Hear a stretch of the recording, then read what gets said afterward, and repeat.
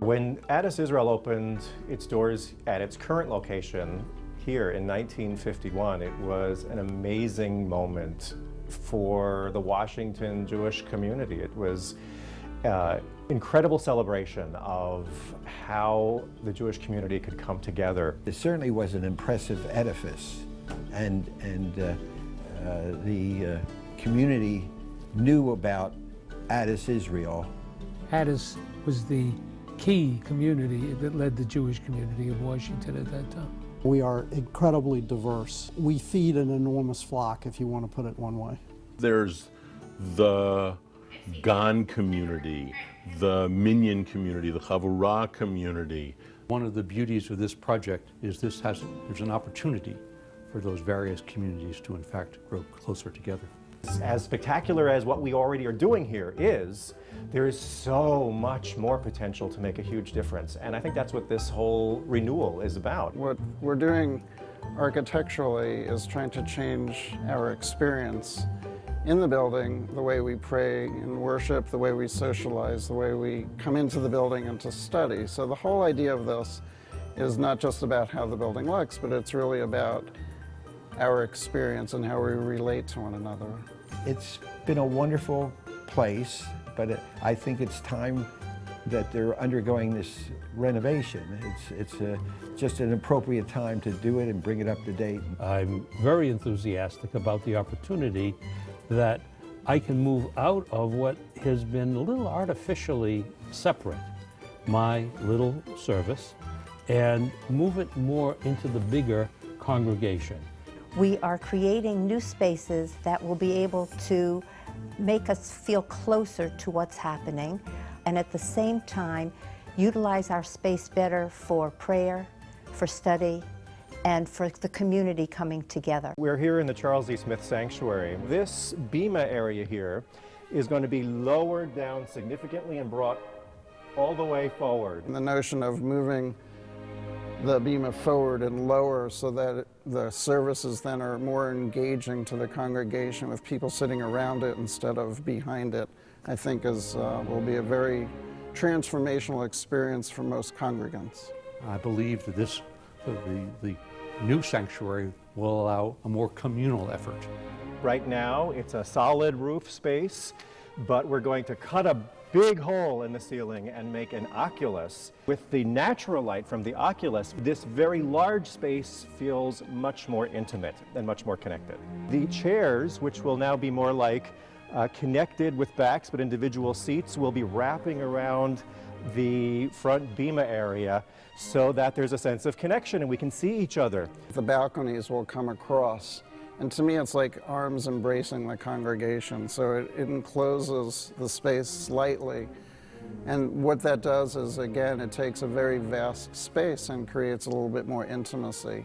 The sanctuary is going to be a formal worship space, it's going to be a sacred space, but it's also going to be a space that has warmth.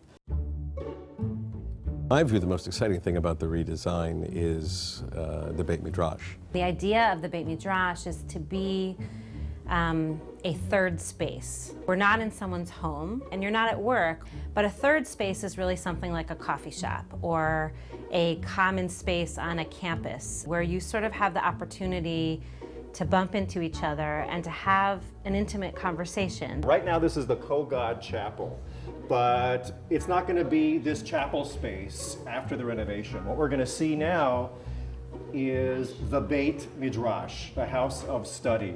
I think the synagogue is a collection of lots of different elements, and to have a totally new and innovative place where all these different groups can overlap and meet and do different things, I think is exciting. And I like the idea that you can come in and find a place that you can sit down and read comfortably or take a book out and relax. So you can get coffee, you can come, there'll be all kinds of tables and places to sit and to make yourself comfortable. There will be books, there will be technology in this space. My hope is that it will serve as sort of a crossroads. The idea that the architects and designers have figured out how to make a prayer space and a study space and a social space combine into one space, I think is brilliant. The idea behind the Beit Am, which means the house of the people, is to really articulate it as what we call a makom tefillah, as a place truly of prayer, as a worship space, a place where you can really have a spiritual experience. So this space will be completely transformed. Instead of a carpeted floor, we're going to have wood floors, so it'll have a different quality completely. There'll be a beautiful colored walls with a grid of wood that comes across. Just as the history of the congregation reflects different energies and different kinds of services, the Beit Am represents that do-it-yourself Judaism idea, the idea of people coming together and creating that experience for themselves. So we're really looking forward to the way we transform this space. So it'll be used on Shabbat mornings as a primary worship space, and then it can be transformed then for social functions. This renewal is about is an articulation, not just in bricks and mortar, but in our program and in our spirit and in our congregational culture of how we are all one community that celebrates that we are also comprised of individuals seeking our own path and our own way of connection.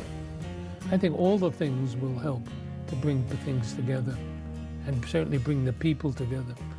I'm looking forward to having the spaces reflect a little more who we are. I think these are going to be the golden years for Addis Israel. I just think it's going to be the best it's ever been, and that's the way a congregation should be, only getting better. I think the space will reflect the fact that we are open and welcoming to people in the community and that we are an integral part of this community.